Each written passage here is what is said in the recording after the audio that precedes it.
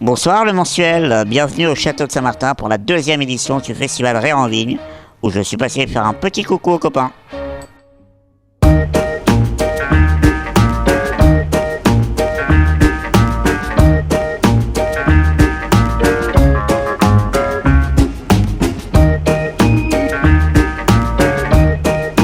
Je suis venu il y a 2 jours, là on est le 3e soir du festival, donc là c'était la soirée de clôture, mais je suis venu aussi pour le premier soir, il y avait 3 soirs, pour voir Jérôme, et dès que je suis arrivé ici, j'étais heureux, j'étais amoureux, j'étais content, j'étais juste bien quoi. Et j'étais heureux de revoir Adeline de Barry, enfin Renaud, toute l'équipe du festival, mes petites amies de l'organisation, les employés du château, qui m'ont beaucoup manqué, hein, voilà. Vraiment, il y a une ambiance ultra chaleureuse, presque familiale, j'ai envie de dire.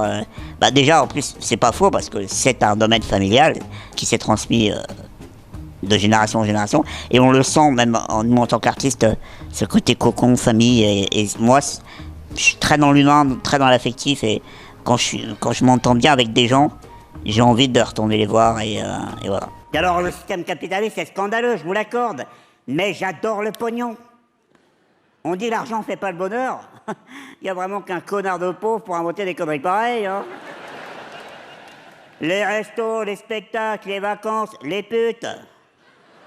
C'est payant tout ça, hein. Alors qu'est-ce qui est gratuit aujourd'hui? Le sida et le 20 minutes, tu vois, donc... J'ai fait les premières parties de Jérémy pendant l'année 2013-2014. 2013 d'abord, je ne dis pas de bêtises, on a fait la Cigale, le Casino de Paris, l'Olympia. On s'était croisés, je crois d'ailleurs, à cette période aussi dans les coulisses. Sacrée soirée. Michael, on s'était aussi rencontrés et il aimait beaucoup ce que je faisais.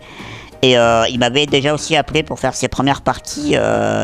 C'était au Trianon en 2013. La même année que les premières parties de Jérémy. Le public de Jérémy me connaissait déjà pas mal parce que comme ce spectacle-là, je l'avais écrit avec Jérémy. Et c'était connu qu'on avait travaillé ensemble et qu'on apparaissait souvent ensemble à la télé, etc.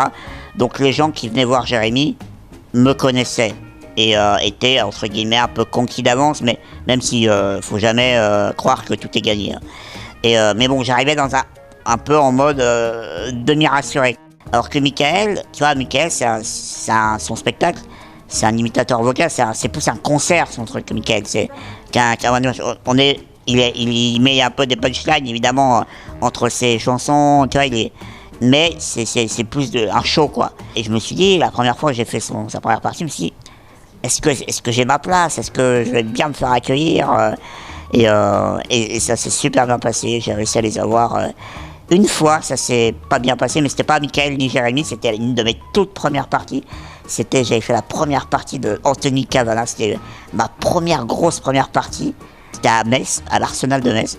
Je rentre et là, forcément, tout le monde voulait voir Anthony Cavana. Même si Anthony m'annonce dans les coulisses, il me dit attends, Guillaume Batz, je l'ai découvert, enfin, je l'adore, faites-lui du bruit, tout ça. Je rentre, ça applaudit parce qu'il faut applaudir. Et donc, je commence tout ça. Et la première ou la deuxième phrase, il y en a qui me dit il est où Cavana? Ouh, et ben là, tu te dis que les 10 dernières minutes, elles vont être très longues. Hein, et puis finalement, j'ai quand même réussi un petit peu à les avoir. J'ai pas eu une standing ovation, mais bon, mais ça, voilà, tu rentres, déjà tu balises parce que c'est ta première gros public. Je peux finir, mais t'es pas bien à ce moment-là, mais ça va. Au final, c'est une expérience, quoi. Alors, en plus d'être apolitique, je suis athée. Pourquoi athée? Parce que, attends, comment vous voulez que je croie en un mec qui a créé ça? On dit que Dieu a créé l'homme à son image. Alors, je devais être une vieille image chiffonnée qui lève dans le fond de la poche, alors, hein. Un jour, un prêtre m'a dit, toi, mon fils, t'es assuré d'aller au paradis. Le paradis? Alors qu'on soit bien d'accord, c'est l'endroit où j'ai le droit ni à l'alcool, ni aux drogues, ni aux gonzesses. Ouais? J'y suis déjà, hein? C'est vrai que repartir dans une mécanique d'écriture, une nouvelle, pour un nouveau spectacle, pour une nouvelle heure de spectacle, ça demande de la concentration. Et c'est vrai que moi, la concentration, on n'est pas très copains.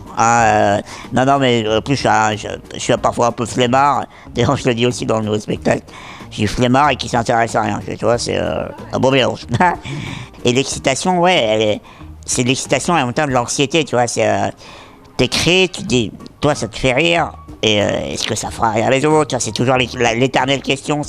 Moi, ça me fait marrer parce que je suis con, tu vois. Mais est-ce que les autres vont rire? Est-ce qu'ils vont rentrer dans ma connerie, tu vois? En plus, moi, j'arrive pas à écrire tout seul.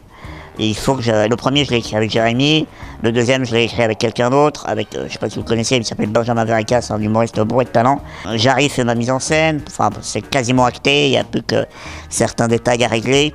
Financier, hein, c'est une nouvelle aventure, une nouvelle structure.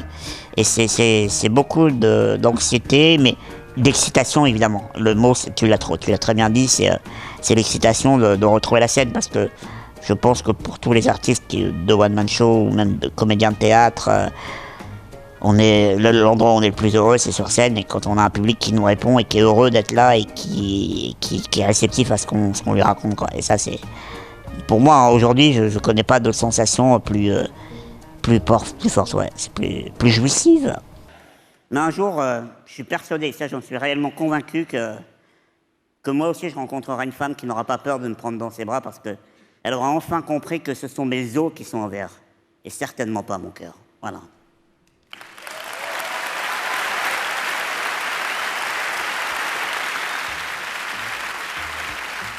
Et bien voilà, c'est comme ça que je nique tous les soirs. Merci beaucoup. C'est un peu comme un grand frère, j'arrive pour moi. Même quand on est ensemble, il est protecteur avec moi. C'est un mec adorable, je l'adore. Il a une sensibilité en plus. Et pourquoi je l'ai choisi lui en plus en tant que mise en scène, c'est parce qu'à la mise en scène, c'est que je sais qu'il va avoir cette importance d'équilibre entre la qualité du texte, des vannes et l'esthétique. Ça va être bon et beau. Et Dieu sait qu'avec moi, un truc beau, il y a du taf. Voilà. Et pour ce qui est du co-auteur, Benjamin Verrecas, c'est un mec que j'ai vu sur scène. On a sympathisé, et son écriture me fait rire, son jeu me fait rire, sa folie me fait rire. Et je me suis dit, putain, mais s'il est aussi bon, il faut que je me serve de son talent pour le prendre pour moi et lui enlever. Et non, mais je me suis dit, voilà, j'ai d'abord envie de travailler avec des gens qui me font du bien humainement et qui me font rire. Et ces deux-là, Jarry et Benjamin, ont rempli haut la main cette tâche-là, quoi.